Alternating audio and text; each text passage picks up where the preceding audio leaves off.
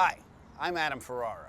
History has asked me to do a special on the history of swear words, except I can't swear. So I'm going to try and tell you all about without saying I hope you like it, because basically, I'm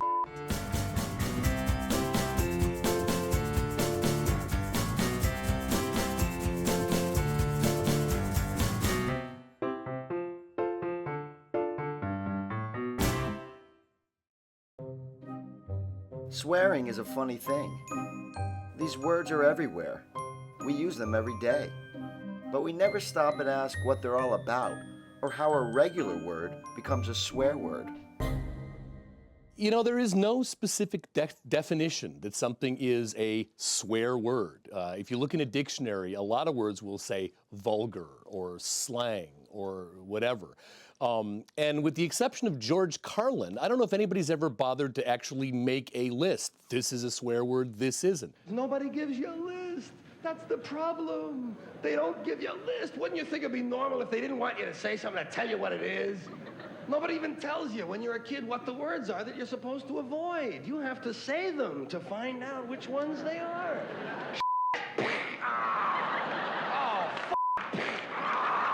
That's two. The king of language was Carlin. Nobody was better at dissecting it accurately. And he said that we think by changing the language, we change the condition. When I was 13, I remember me and my buddy across the street, Joey, we were able to get a copy of Class Clown by George Carlin, with the words you couldn't say on television. It became our Bible. It was unbelievable. Oh my God, I can't believe what he's saying. Motherfucker and that was my original list. I knew it wasn't complete, but it was a starter set, you know? Well, I had my own list courtesy of history, but I still wasn't sure how I was going to get through the show. I needed help from the Brain Trust. Not only are these guys my pals, they're two of the foulest people I know. they gave me a list of stuff I can't say. How do you do a history of swear words without mentioning the swear words? Exactly. That's bullshit. Is that on there? Yeah, No, is you it can on say there? that You can sometime. say that. You know, if you're doing a network television show that's on at 8 o'clock at night, now, you know there's certain things you're not going to be able to do, say, or show. It's just the nature of the beast. At 10 o'clock on television, you can. If you do an R-rated movie, you can. So it's up to what you want to do. I will say this to you. I'm totally against the idea of accepting certain words into the vernacular and okaying them in terms of not being dirty words. I like the fact that there are certain words that we're not allowed to use on certain television networks because if you let everybody use every word, then after a while the power goes away from those certain swear words. And I like the power that they have. You know, they're just words. It's amazing the power we give them. You know what I'm saying? But I believe that they can leave a sting. I swear when I'm angry. I swear when I'm trying to emphasize a point. Sometimes I swear when I'm happy. And I can't believe it. That's amazing. There is nobody immune from saying a dirty word. Even I don't care if he's the chief rabbi of Israel.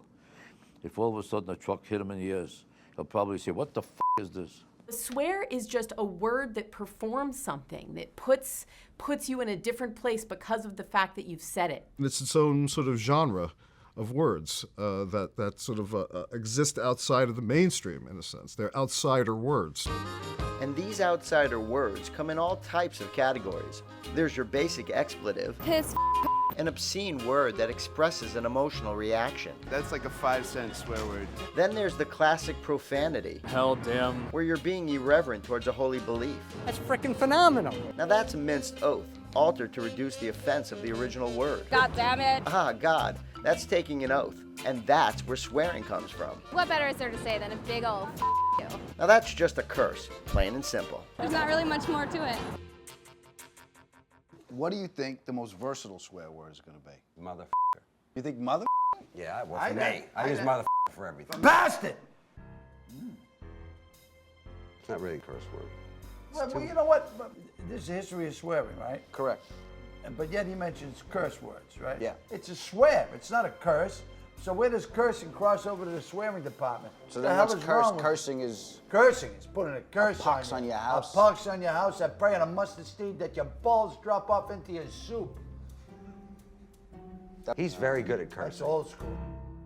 I think it's interesting to contrast the term swear with the term curse. A curse is wishing harm on someone. So it would be something like go to hell or eat shit and die. Well, that's actually two bad things. Swear has both positive and negative connotations to it even now, and it evolved that way, that a swear was an oath, and it could be a solemn oath, a very positive oath to a deity, and gradually as the years went by, if you were using an oath to God but in a negative way, that's where we get that word swear. I want to thank you all for coming today. I promise I won't take up too much of your time. My name is Adam Ferrara, and you are the key demographic in this project, so any insight you can give me will be greatly appreciated. Let's begin.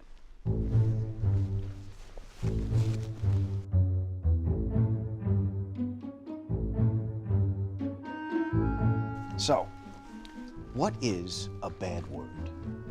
Ruby. I think a bad word is something that like someone would say that they're having like a bad day. Okay. If you use it in the right way, like pigeon poop. Pigeon poop. Yeah.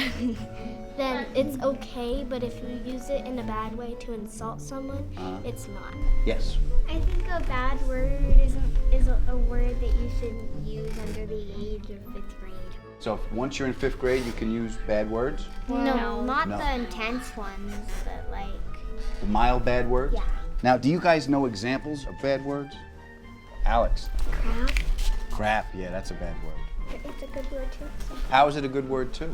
Because it also... It also means Poop. Mm-hmm. How about... That was a big one. You said the big one.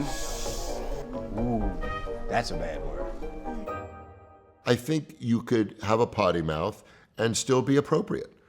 You know, I think there are things that are appropriate for kids and things that aren't, you know? I mean, you know, my kid the other day said shit, and I said, you know what, I appreciate it if you don't do that, unless you get a higher TVQ or get an album. You know, you got to earn shit. Can't say shit at 9.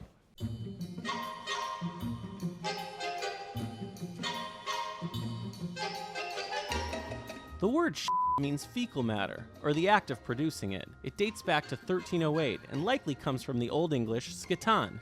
Chaucer used it in the Canterbury Tales in the late 14th century. But the word became a swear over the next few hundred years, as references to bodily functions became more and more taboo.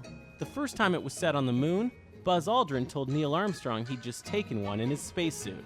But he was probably full of it. What are some of the more offensive words that you've worked on? Well, recently I was working on the OED's entry for itself.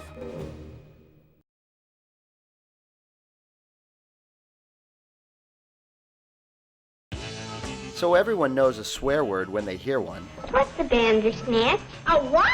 A bandersnatch. but I needed to find out what makes a good word go bad. What makes a good word go bad? Bad people. Bad people make good words go bad. That's why we need more good people in this world. We need more good people. I think a good word goes bad depending on the other words that word hangs out with. You know, you have a good word, but you get in with the wrong group of words. You know, you start off with a bad vowel, or before you know it, you're hanging out with bad nouns. You know, and then you're hanging out with a sentence you shouldn't be with. So why do words become swear words? Because you have to call somebody that you hate. Yeah. Something that makes it sound like you hate them. I think a lot of it has to do with the tone and attitude you're doing these. So it's the intention of the word. It's not There the you word. go. It's, It's not the words. Words are meaningless. It's the intention and the passion. I like that. You greaseball. That was acting. I didn't mean it. You're Nothing good. about You're it. good. One thing's for sure, these words have power.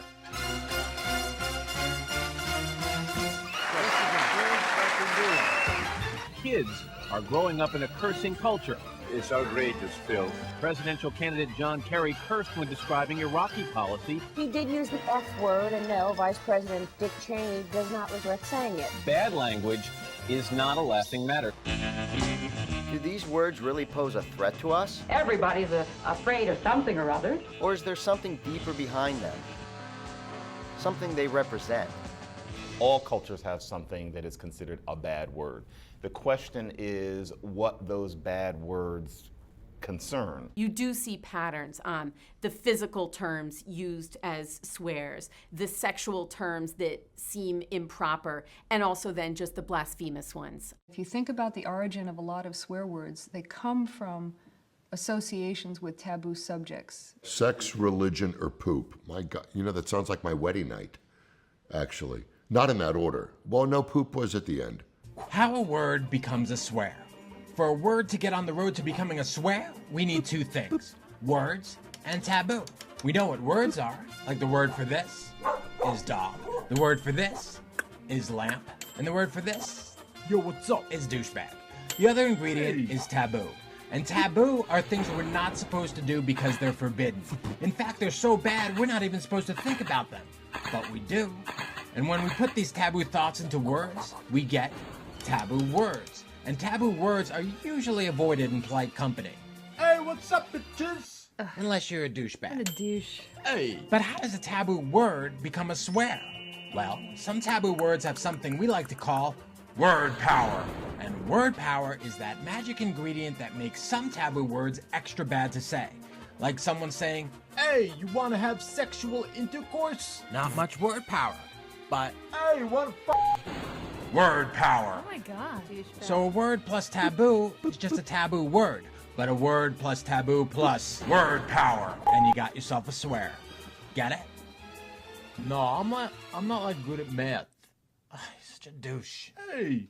It begins, I think, with the Bible to some degree, and taboos about certain acts, and those taboo acts, which are mentioned in the Bible, probably were our first swear words. Look at where these words are forbidden. And the more places these are forbidden, the more taboo, obviously, by definition, and the more offensive they are. I think the first swear word might have been in the Garden of Eden, maybe. I think, Eve was like, hey, let's have some apples from this tree. And he was like, Adam was like, yeah. Yeah, let's ruin everything for everybody. Cursing, swearing, probably comes, evolves at the very same moment that language itself evolves. As a matter of fact, I would bet that perhaps the very first language was a curse.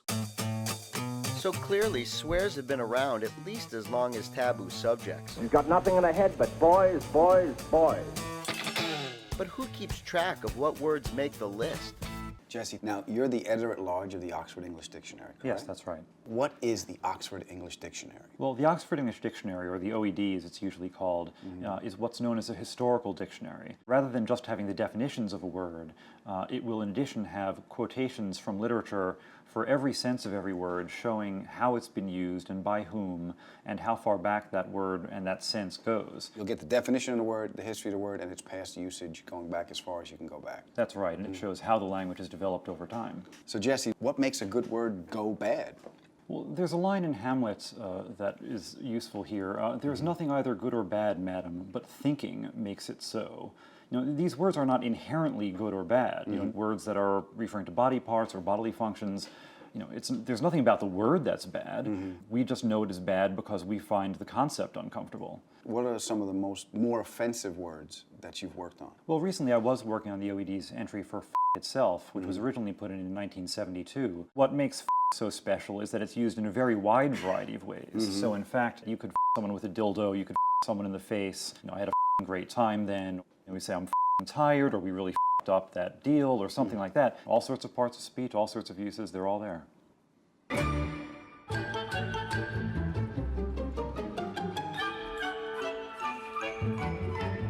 We all know the F word is the big one, but how did it get there? It started as a slang word for having sex. Now, it means just about everything. There's some competing views of its origins, but some say it comes from a Germanic word meaning to go back and forth quickly. How that got linked to sex is beyond me. What it doesn't stand for is fornication under consent of the king, for unlawful carnal knowledge, or any other Van Halen album. Here's some examples of the F word in history. It first appeared in print in 1490. Its first appearance in a major film was in MASH in 1970, and it was said 437 times in season 1 of The Sopranos. 437? Get the f*** out of here. The reason that so many curse words in English are relatively compact and seem to have a certain kind of gut bucket feeling is because there are two main layers to the English vocabulary. The core of our day-to-day speech is Anglo-Saxon. Short bursts of words. Get, have, hot, cold. And then there is a massive layer in our vocabulary of words from French and Latin. Those tend to be the more learned words, the more precious words. The heavy hitters of today's profanity are very old words and have been profane for a very long time. Our curse words tend to be from Anglo-Saxon because that's our more honest, earthy layer. There is a rule in comedy and swearing. It's the K sound, the K or the C sound. I don't know if you've ever heard this. Words that have the hard K are funnier. You know, it just, I don't know why it's like that in humor. Give it a K, it's the same in swearing. Remember how taboo words with plenty of word power become swears? Well, now we're gonna find out how a word learns to fly. Take it away, Bob. That's right, the best swear words will always have lots of usages. Because we're on TV, let's use the word crap as an example. There is the literal meaning, I crapped myself, but there's also plenty more. When you stub your toe. Oh, crap! To give an insult that extra boost. You look like crap. If you want to be gross. I think I'm gonna take a crap. To invoke God. Holy crap! To relieve ourselves. And the crap. And the list goes on and on. Back to you. Thanks, Bob. See, once a taboo word gets word power, there's no telling where it will go. And over time, as more and more meanings get attached to the original word, it may eventually detach from the original definition altogether. For example, this douchebag might say, hey baby, you're the shit. But he'd never say, hey baby, you're the bowel movement. Yeah. What a douche. Oh, come on, what'd I say? crap detached from the original definition.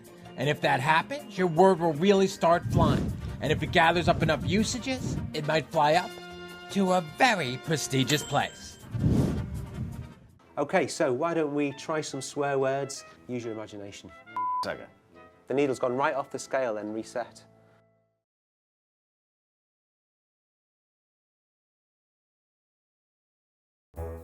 So I think I got a good handle on what a swear is. Oh, but they can be such a bore if you don't have good ones. But I still had to find out why people swear. Well, this will reveal some talent.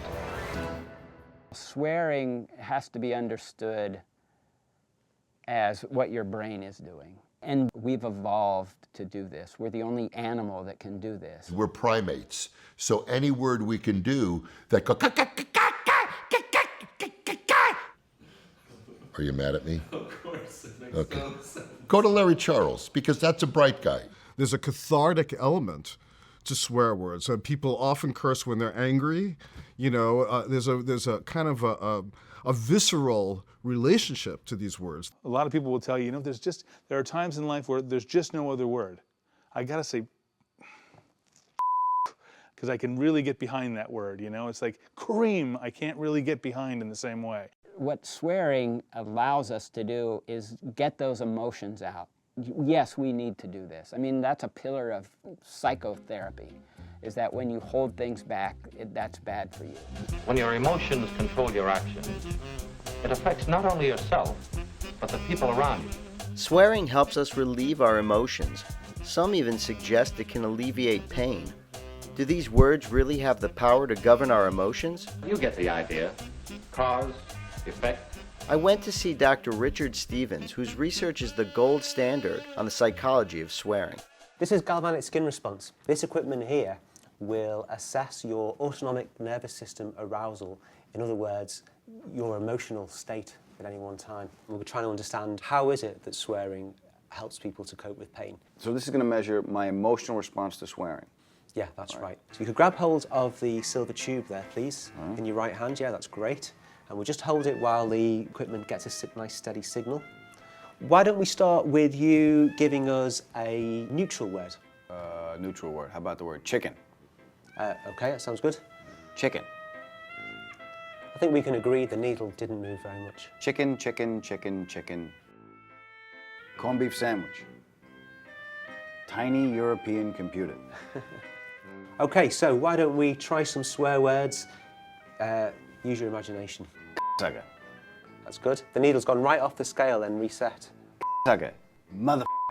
You filthy motherfucker. You rat bastard. You just pinned it. Rat bastard pinned it. It did. It didn't like that, did it? All right, Doc. Scientifically, what did this prove? When you were saying the swear words, we could see the needle moving to the right, indicating your autonomic nervous system became more aroused. And that fits with our theory that the reason why swearing helps people to cope with pain is because by using swear words, they're generating an emotional response, increased heart rate, increased adrenaline. It's a physiological response to threat, and one which has a pain tolerance component. Fair enough. Motherfucker.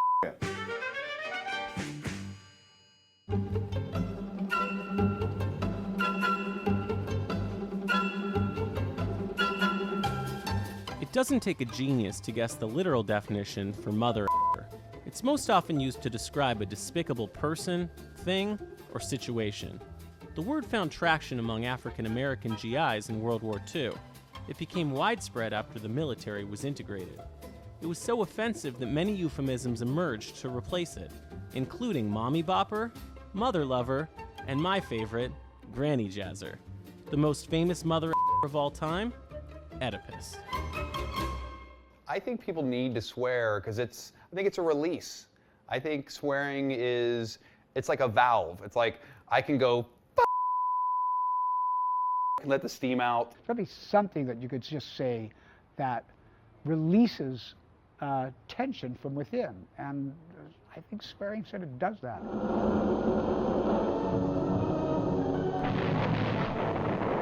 A lot of swearing and obscenity comes out of warfare, but the reality of it is, these guys went in there knowing these words. It is when they're in combat, when they're in these horrible situations, that they become a crutch. They become part of the way of dealing with the day. In wartime, perhaps the display of toughness becomes important as a psychological response to fear. You have to speak quickly, efficiently, and you have to do it so everybody knows what you really mean. Very early on, going back to the Civil War, they were using acronyms. World War I, SOL. SOL was out of luck. And then in World War II, you go, FUBAR, effed up beyond recognition. And then in Korea was FIGMO, which was got my orders.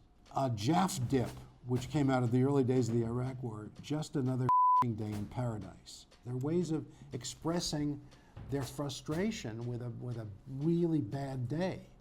I mean, a real bad day in Vietnam was nothing like a real bad day in a brokerage house.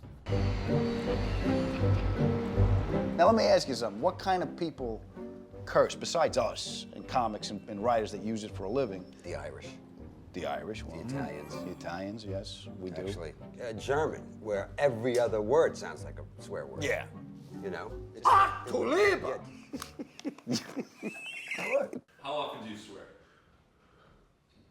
I'm sorry? How often do you swear? How much time you have? I swear maybe, I'm going to say 4 times an hour. 4 times an hour, if I have clothes on. If I'm naked, I will usually go, can you believe this? I'm like a field mouse. I decided to visit a place that is considered a mecca of swearing. Chicago's pride and joy of profanity, the Wiener Circle. Customers come for the juicy dogs Who the f is next? and juicier language, both served up by Poochie, What do you want? the store's manager and resident swearing queen. Hey, let's go. 14.50, baby. The only thing is you just listen to what the customers have to say, what they order. Burger, Right. you put it on. Right. Polish, you put it on. Right? What is that? This is the pussy juice. Nice hot cheddar from Wisconsin. So, this is what makes them come back. Really? That in my mouth, of course. Of course. Next bitch in line. Let's go. Stop drinking. What do you need? Do you want fries or a drink, pussy lips? Yes or no? Pooch, you are the Babe Ruth of swearing. I don't know how you do it. How do you know what to say to somebody when they come in? I just get the vibe off them mostly. Bruce Willis, where the f you been, honey? This guy wants your attention. Oh, that's Billy Ocean. When you coming out with a new hit? Ain't you about 75 now, motherfucker? Get your old ass out of here. You look like Whoopi Goldberg with a beard, motherfucker. Now. If Poochie was one of today's foulest trash talkers, it made me wonder who in history had taken swearing to the next level. Tell me, who started it? I can't. Why? Every society has provocateurs in the public space that are trying to push the mores and values of everyday people. In the 14th century, Chaucer's Canterbury Tales were so dirty, even Poochie would have blushed. Chaucer can tell us a story in which somebody lets flee a fart. So we know that fart was used back then. How often or not, I don't know. But that moment in the Miller's Tale tells me quite a bit about the comfort level with the bodily that defines his age. I had to read the Miller's Tale in high school, but there's the word cunt in there. It's spelled like Q-U-E-N-T-E, something like that. Then there was Shakespeare. He wrote characters who didn't just curse, they created curses. We have a fairly limited vocabulary nowadays in swearing. Maybe a half dozen words are used in all their various forms. The Elizabethan language was a younger language, and there would be compound words. There would be all kinds of ways of attacking people through language. Knave, beggar, coward, pander, and the son and heir of a mongrel bitch, which I will beat into clamorous whining if thou'st denied the least syllable of the addition. Now that's cursing. 4 centuries later, swearing found a new stage. When comics like Lenny Bruce swore in their acts, it wasn't just for laughs. But you might be interested in how I became offensive. Like started in school with drinking, and I was like a real depressed kid, you know, and at 7 or 8 years old, I'd really get juiced and get out of my... As the 50s and 60s and 70s were developing, comedians started to use swearing as a major part of their bag of tricks. Lenny Bruce's theory was, I will use the word and you will see that we control the amount of power we give to it. But it wasn't about cursing and language. It was about ideas. George Carlin and Richard Pryor, they were influenced by Lenny Bruce, but those two guys particularly sort of converged at the same time, fed off each other, and really took it to the next level. You ever notice how nice white people get when there's a bunch of around? Right, they get outside, they talk to everybody, right? They say, hi, how you doing? I don't know you, but here's my wife, hello! I think comedians like using curse words because there's something shocking and fun about being in a nightclub in a public place and hearing people use those words. Yeah, you ain't right, buddy. I think that those words are just arbitrary fillers for emotional moments that you have. Y'all some funny mother when you cuss. I believe that curse words do have power. For example, if somebody cuts you off in traffic and you roll down your window and go, pudding, it's not gonna do anything. Take the word when it's used as an adjective, it seems to have less power than when it's used as a verb. You know, the Buick is not the same as I want to your sister. You know, in the back of my Buick, that's just where. The story I hear is President Lincoln was attending a play, and I think he didn't enjoy it very much, and he was like, "Oh, this isn't gonna run," and someone shot him. I pledge myself against profanity and obscene speech. How was your date? He wanted to take me to bed and curse my brains out.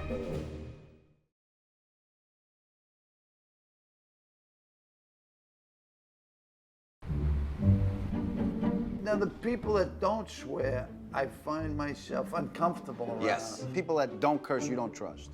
No, it's not that I don't trust them. I just feel uncomfortable. You don't want to hang around with them. No, I really don't, because it's going to come out, and I don't mean it. They're anal. Don't say anal. It's not even on the list. Didn't even make the list of either one. You say anal over and over again. Anal leakage, anal slippage, anal mutation. I don't like walk into like somebody's baptism and start going, "You motherfuckers, let's get this thing underway." I mean, I have a sense of appropriateness in my life, believe it or not, occasionally. So I can control myself. But that's the thing. I can control myself. I can control myself. I don't need anybody else controlling me. Since swearing is something we hear almost everywhere we go, Well, at least you're beginning to have some insight into your problem. I wanted to find out why some people get so offended by these words. I'd like to call this meeting to order of the 40th Annual Convention of the National Association of the Holy Name Society. The Holy Name Society has been on the front lines against swearing since the 15th century.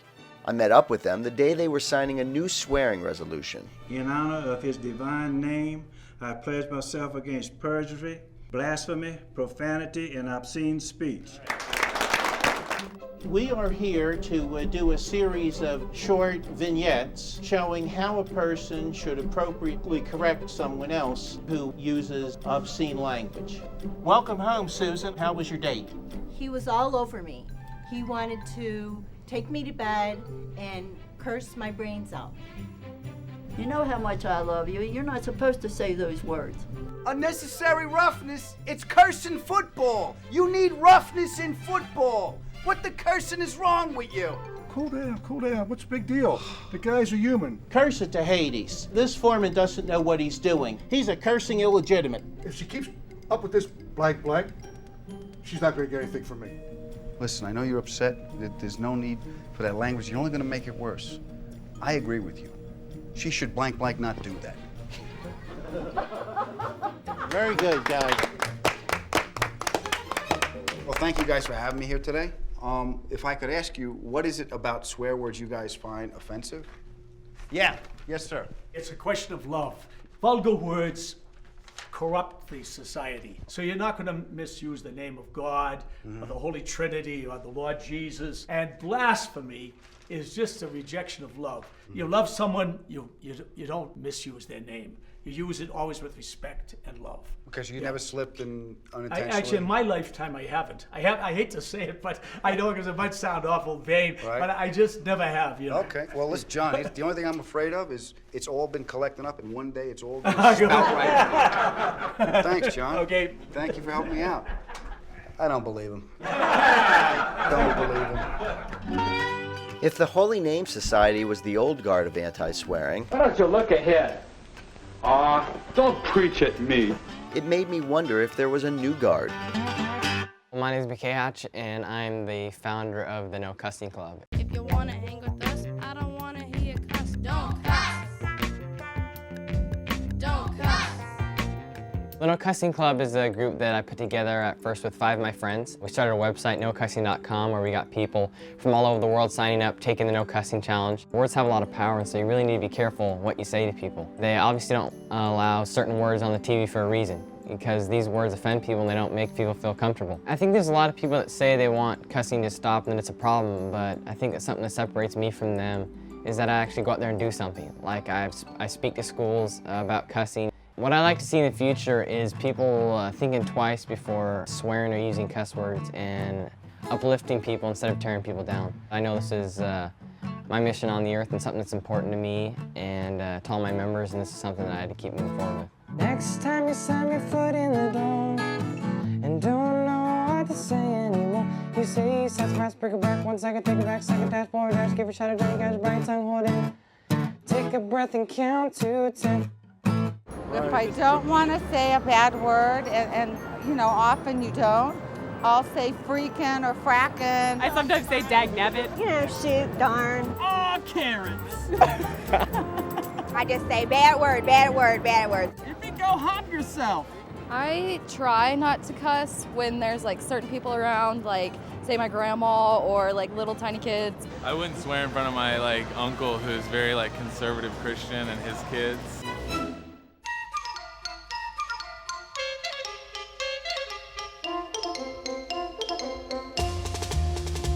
The word damn means to inflict loss or to condemn to a very bad place. When we say damn, it literally means condemning God. In Catholic school, it means 10 Hail Marys in detention. The phrase is blasphemy in its purest form. It's been outlawed by churches and governments since Commandment 3, thou shalt not take the Lord's name in vain. That didn't stop Joan of Arc from calling English soldiers les Godams during the 100-Year War. Like a good swear, the phrase became detached from its literal meaning over time. It's now used as a light expletive to express anger, pain, happiness, traffic, and the New York Mets. In the Jewish tradition, blasphemy was literally insulting God by taking God's name in vain. And the people of Israel saw themselves having a covenanted special relationship with this God. But a covenanted relationship is a conditional relationship. If you follow and do what I ask you to do, I will bless you. But if you break these laws, then not only you as an individual will suffer, but the entire people will suffer. Well, blasphemy is specifically words that do something bad to the divine. There are many medieval sermons that strongly inveigh against any kind of blasphemous talk, and they would try to make their depictions of the effects of that as visceral as possible. There's a whole tradition of stories where someone is habitually swearing by God's body, and then the person will have a vision and picture Mary holding the baby Jesus, but the baby Jesus is all bloody and wounded. And the reason that's happened is because the person's been swearing and there's been these material effects on the body of Christ. Thomas Aquinas in the 13th century made an important distinction between blasphemy and profanity. Blasphemy really was to assault the truth of religion. Profanity was something less. That was using sacred language in a non-sacred use. In the 19th century, there arose a new set of taboos. The idea was that you were not supposed to refer not only to God's name in vain, but also to excretory and sexual features and processes. Let's remember that a lot of who we are as Americans developed within the Victorian age, which was beyond polite. We not only put long skirts on the legs of our women, we put long skirts on the legs of our furniture for fear that a bare naked chair leg might lead us to think sexual thoughts. The Victorians were concerned with controlling action, and the way to control action was by controlling thought, and the way to control thought was by controlling words. If it was a word that would elicit the baser desires, the fear was that it would unleash instinct and it would overcome conscience, and the young man especially would act badly. Ever wonder how the terms white meat and dark meat got coined? Hello? Yes, can I have 2 breasts, please? 2 breasts? Yes, and also 2 legs. Oh, 2 legs too. Oh, and also 2 juicy thighs. Say that again? The Victorians knew that words describing body parts would lead us down a path to moral ruin. It was best just to not say them. Give me that order once more, please. 2 breasts, 2 legs, and 2 juicy thighs. One more time, please. But slower. White meat and dark meat, all thanks to the Victorians, who simply couldn't handle words like thigh. I just get a kick out of using old-fashioned curse substitutes like, good night, nurse, and,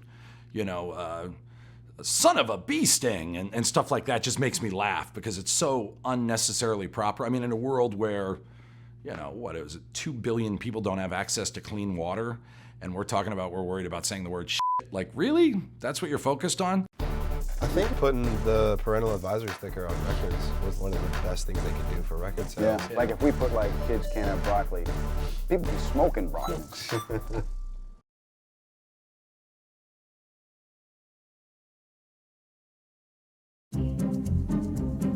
People have always been offended by swears. What was that you called us? Some people have gone out of their way to make actual laws against them, to prevent people from saying them, and I guess to protect the public from hearing them. If I was going to get to the bottom of this, I was going to have to start with the industry that brought the censorship debate front and center. Has rock and roll finally gone too far? We now propose one generic warning label to inform consumers in the marketplace about lyric content.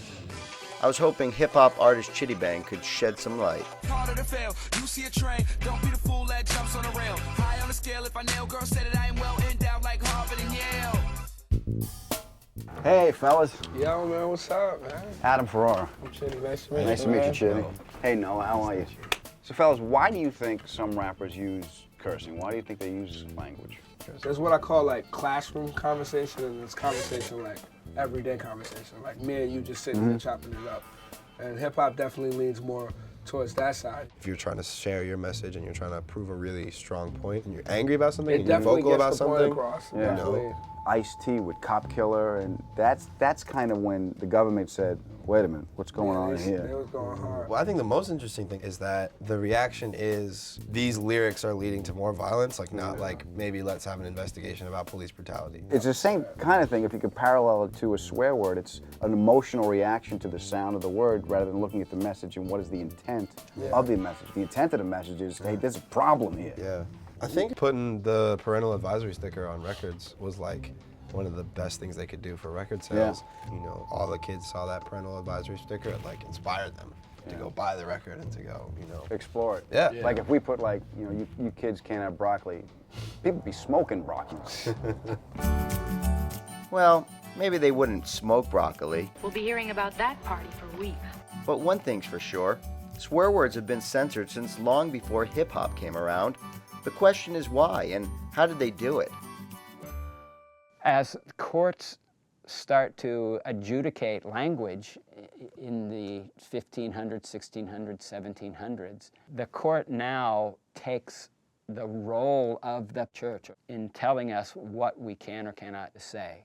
There you begin to see a shift. You know, this language is seen not so much a threat to God, but such language can erode the social harmony of the society. When that happens, then the society can decide what the punishment is going to be. Well, class, does anyone here know the capital of North Dakota? Oh, I know. Louisville, USA. For that language, you get detention. No, please. Oh, you're getting off easy, Timmy. You know, back in the day, in the Bible, if you swore against God, he wouldn't just punish you. Your whole community would be decimated. And once Christianity became the religion of the Roman Empire, blasphemy became a capital offense. What's capital mean? It means you're dead. And if you didn't hold your tongue in Scotland under Donald VI around the year 955, he'd rip out your tongue. Why would he do that? That's why. And by the 12th century, you wouldn't necessarily get killed, but you would get fined. Sucked to be a page. And the last blasphemy execution in Britain took place in 1697 after 18-year-old Thomas Aikenhead said, I wish I were in that place Ezra calls hell, so I could warm myself. Thomas just used the H word? Just for saying that? Dead. Sometimes a thought should stay a thought. I don't want to die. Don't worry, Timmy. Swearing won't get you executed. Just don't do it in class. And certainly not in front of the broadcast airwaves. As mass entertainment was first developing as a big industry in this country, regulating bad language was very much a part and a foundation of their strategies.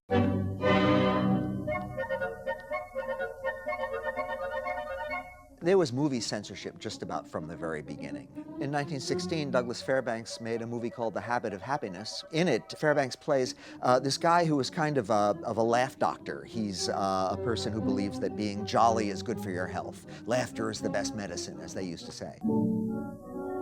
Once they had the thing going, Fairbanks started saying the things that were in the script, and the men weren't laughing. After a little while, he decided to tell a dirty joke. Maybe that'll work. And sure enough, it got to these guys, and they started laughing. The movie was released to movie theaters. There were deaf people in audiences here and there, and some of those deaf people could read lips. Some were shocked and complained, and sure enough, the movie started to get banned here and there. So the production company decided to pull the movie back. They edited out all of the vulgar lip movements, replaced them with intertitles that didn't say much of anything in particular, and then released the movie again in this censored form. What these words going into mass distributed storytelling like movies and television did was to make them heard so much more often. And they became part of kind of the patterns of language that we would hear frequently, and that did, I think, seep in to more common usage. Whatever medium of any given age reaches the most people in the most immediate way is always the one that gets the moral panics aimed at it and gets the moral uplifters wanting to exploit it. Remember Walter Cronkite insulting him? The most trusted man in news. Most trusted man in news insulted you. Who was working on his boat. Right. And I was dressed with like a skipper hat on for some reason. I don't know why, but we're down at the docks, you know, and I went, "Hey, Wally!" I says, "What's the chance of me going out on the boat with you?" And he goes, "Get away from me, you fresh sucker!"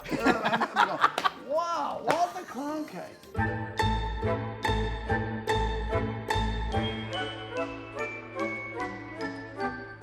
The word "sucker" literally means one who performs fellatio. It's also a slang term for someone despicable, who lacks respect for others. The word has evolved from cock, which first appeared in print referring to a rooster in the year 897, referring figuratively to a man in 1386, and finally referring to a penis in 1618. By 1893, the word was no longer permissible in polite speech. By the 1940s, the word was in common use as an obscene slang for an aggressive or obnoxious man. The word was a favorite of former President Nixon. When he learned of J. Edgar Hoover's death, he famously said, "That old sucker? Takes one to know one, Dick." Our first video was The Landlord. We knew it was a funny video, but we were really surprised when people started getting offended. God, you're mean.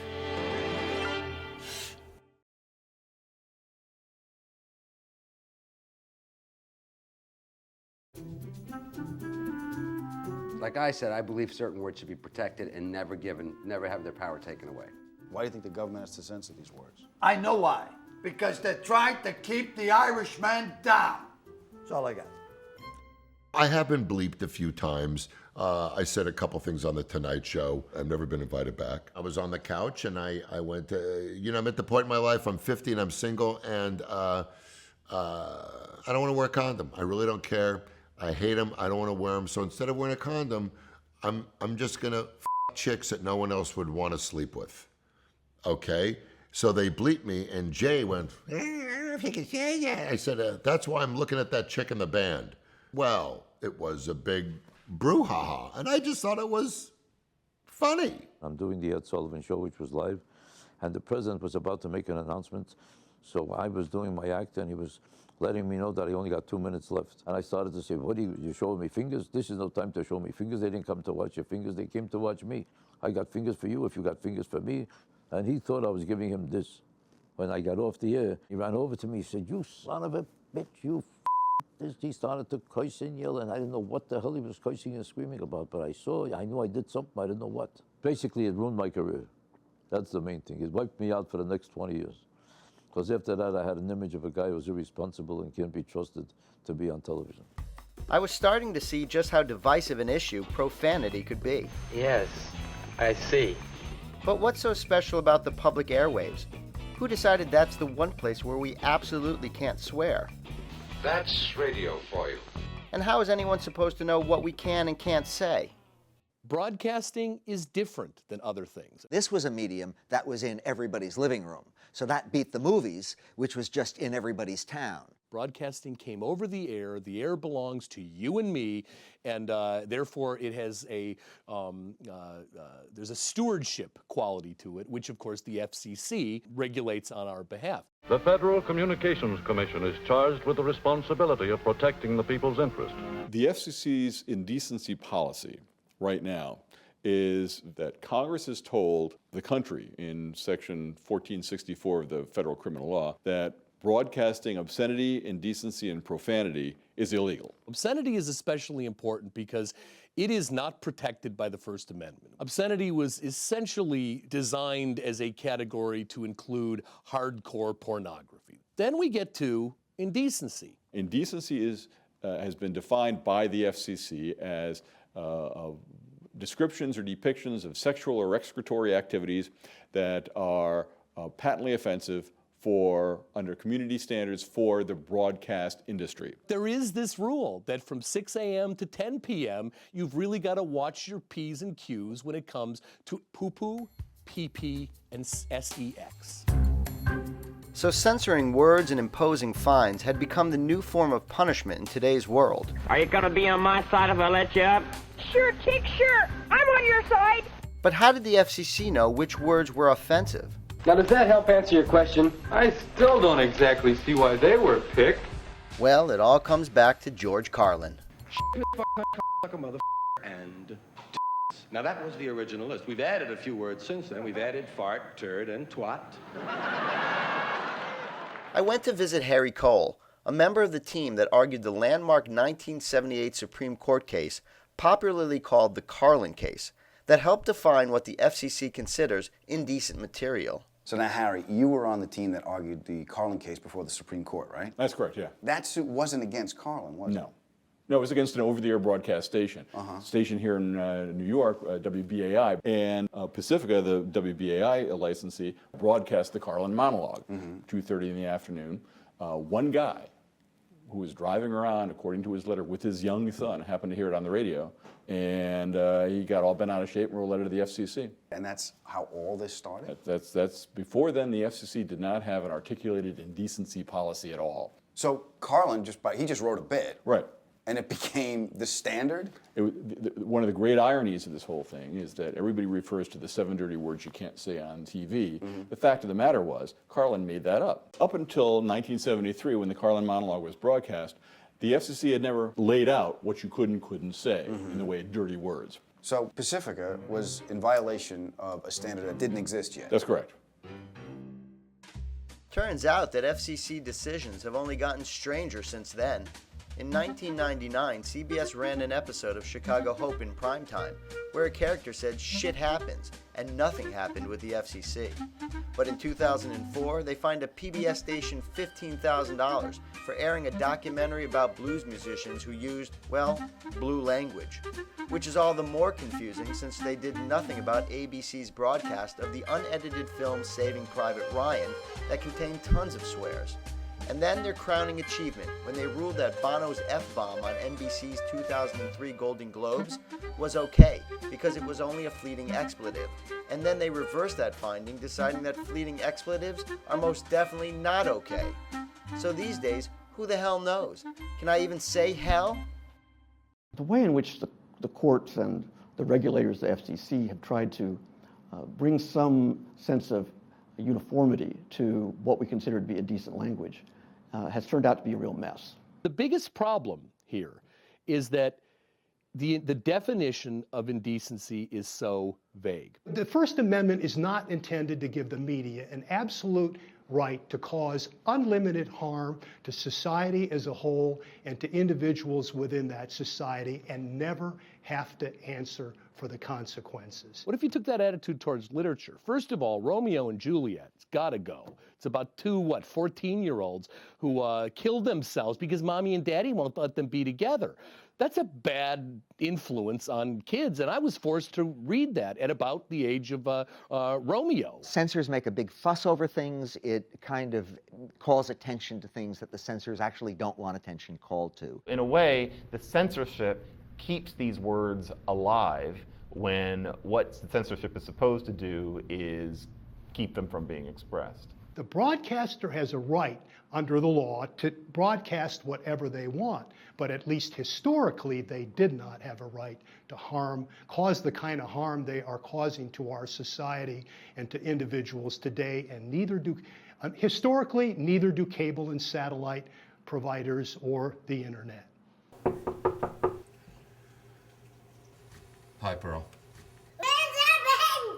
You don't have to raise your voice. The launch of Funny or Die was the exact same moment that The Landlord went up. Our first video was The Landlord. That was what started the site. And we knew it was a funny video. We had no idea it would blow up like it did. We thought it would get like 1 million hits, maybe 2 million because Will was in it. And then, the thing was just getting like 10 million a day at one point. I think it's the second most viewed video in internet history, or it's up there somewhere. I've never experienced anything like it in the sense that we actually had no censor. We were really surprised when people started getting offended that Pearl said 2 words. She said bitch, and she said ass. You need to relax. And that was just one of those cases where I'm like, well, wait, she's not saying anything. If she said the F word or even, MF or any of those kinds of words, I kind of get it. But Pearl at that age just says words and instantly forgets them, which is why I would even have her say the word bitch. She doesn't go around saying it after she heard it.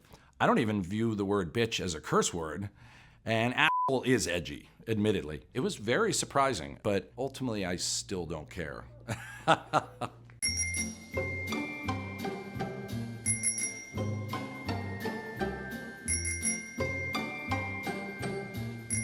The word bitch means a female dog. It's also slang for a nasty woman or a weak man, among many other popular definitions. The word used to refer to a lewd or lustful woman. Why? Dogs aren't exactly celibate. You get the idea. By the late Middle Ages, the word was a term of contempt thrown at women. In prison, the word is used to subordinate. In the gay community, it's been a term of affection since the 30s. These days, the word is all over pop culture and may have lost its bite, although Oprah has officially banned bitch from OWN, her new TV network. I wonder what Dr. Phil would say about that. I'm gonna put you in a situation, respond with the first word that comes to your mind. And your whole family's gonna be on the street. Shoot. Your whole family's on the street, and you say shoot? Yes. Okay.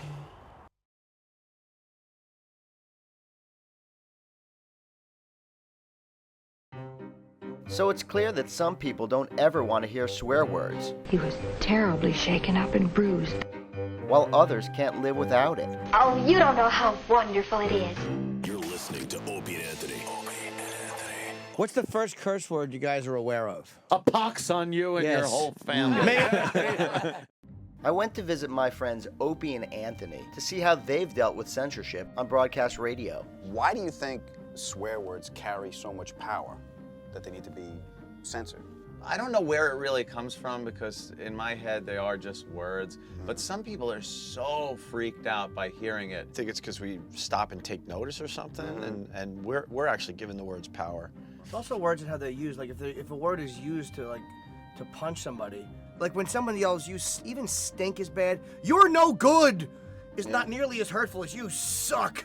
Yeah. You know what I mean? And believe me, we've all heard all of those things. Yeah.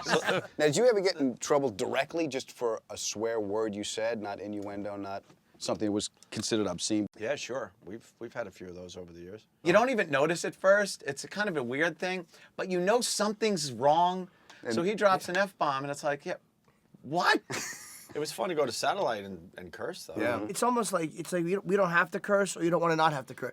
It's like you just want the freedom to do what you want. Always the most fun part of radio is when they tell you, you can't do that. But we were able to do it yesterday. Yeah, the rules changed. When? I don't know. Can I say that? Maybe. It's a gray area. What's the gray area? We're not sure. All right, meeting over. Hope that was clear. What?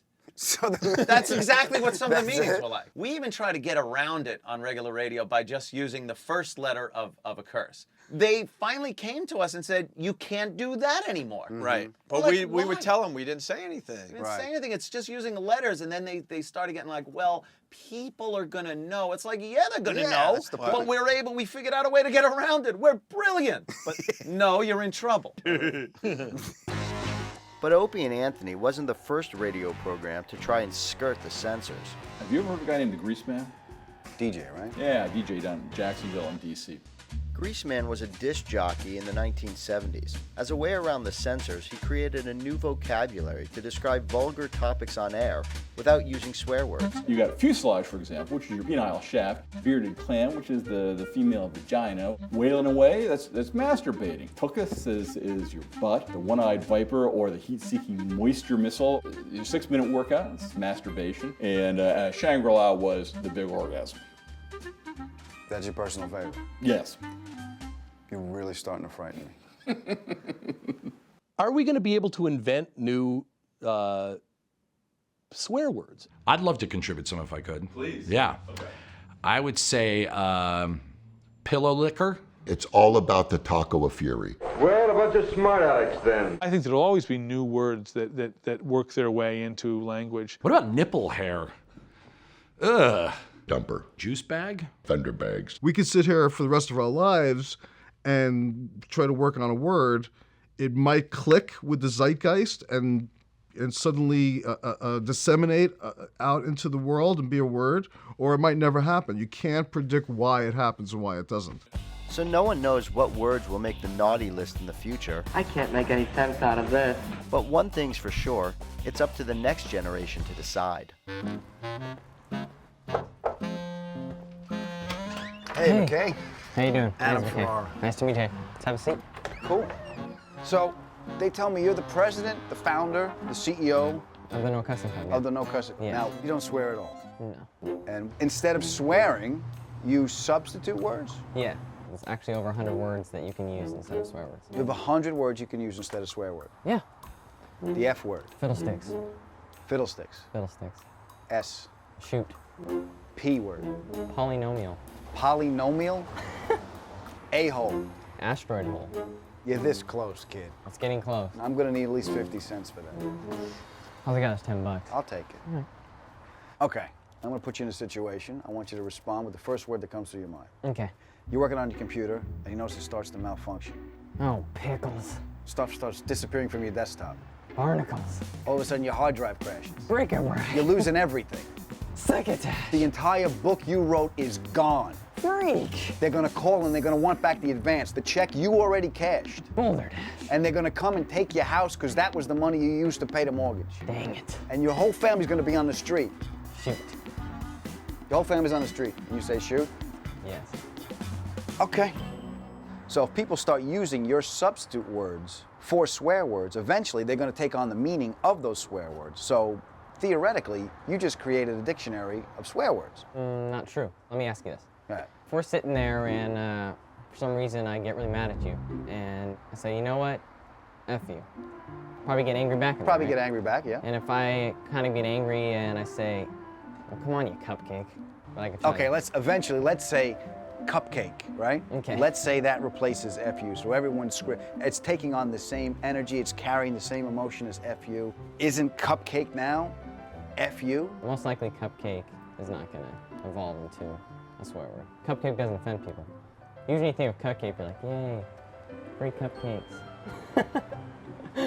There will be some taboos that hang on forever. I don't think any of us will ever live to see the day, nor do I think will our children, nor our children's children live to see the day when we see another word like the F word. We could expect the impact of swearing to potentially shift, I guess, as we enter into an age where we use, kind of multi-modes of communications. What's happening is that public language is becoming ever closer to casual language. Casual language has always been full of profanity. Let's just take the curious example of WTF. WTF, as everyone knows, stands for what the f***. OMFG, STFU, all that fits really well on a phone. That's linguistic choices and evolution of profanity that's driven entirely by the technologies that we choose.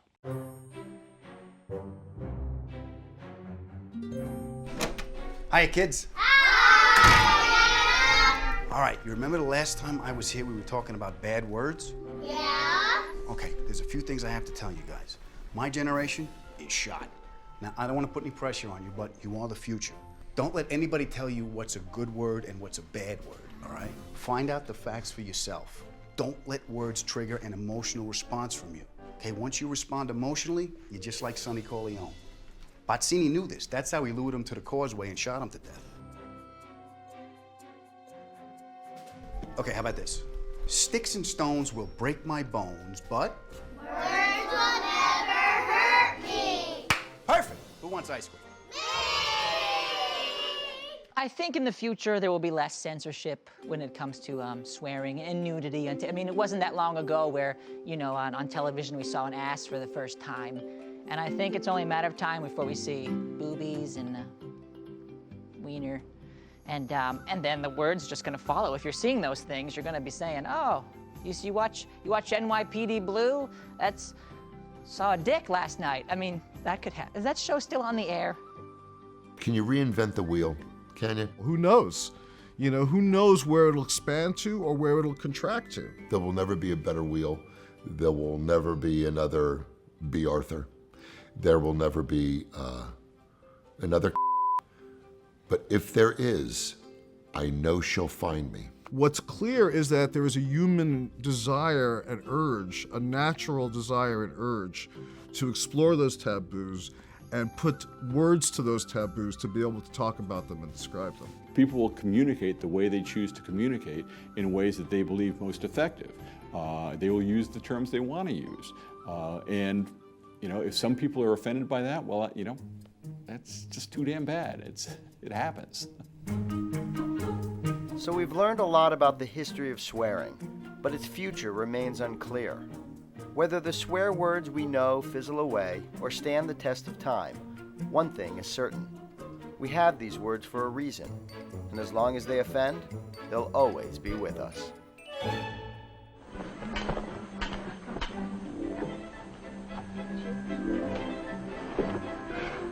Social courtesy does pay, doesn't it? Thanks.